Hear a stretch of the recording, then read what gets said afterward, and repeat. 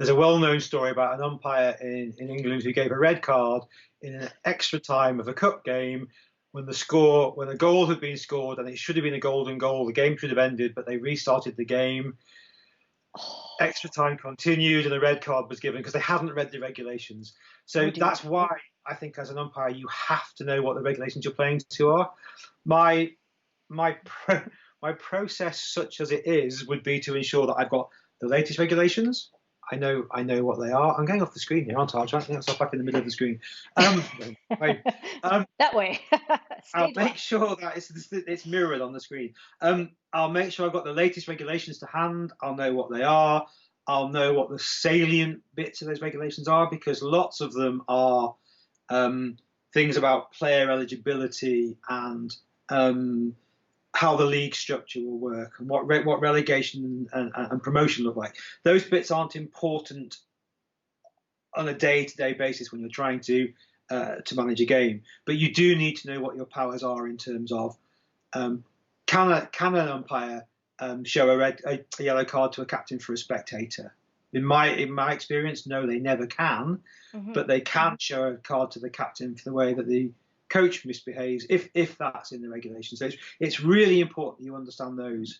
And then one of the things that I think you'll know from your experience, Keely, is that we make sure that at every big tournament there's a pre-tournament meeting when we go through with the team managers all the bits in the regulations they might not know, the things that have changed.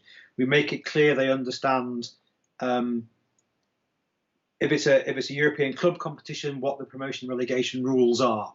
We make sure they understand that a number of games won, it will be the first tiebreaker if the points are equal, not necessarily the goal difference. They'll make sure they understand that the result between the teams might come somewhere in that ranking as well.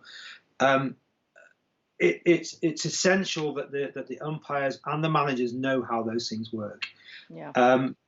I think that the other thing that I would say is that I will always make sure that if I'm asked a question about the regulations and you just flash something up there about being sure. Yes. There's a very, very well-known European TD called Bjorn Iceberg, who I'm sure you've worked with or at least you've met. I will, if someone asks me a question, even if I think I know, I will say I'll come back to you, and I'll go away and I'll read the regulations and I'll give them an answer based on knowing what those regulations are, not what I think they are.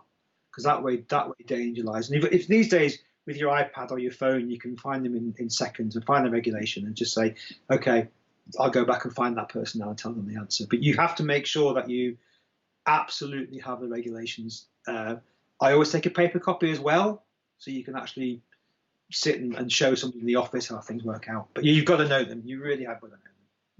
Yeah, that's excellent. I just have to flash this up because it made me laugh so hard. Teal be ready at 6. Okay. John is asking if there's any fussy rules or regulations that you think don't serve any purpose and you wish that they weren't there. There used to be. There used to be the regulation about players couldn't wear white shoes or white socks and couldn't have tape in the last 25 centimeters of their stick and all those sort of things. Yeah.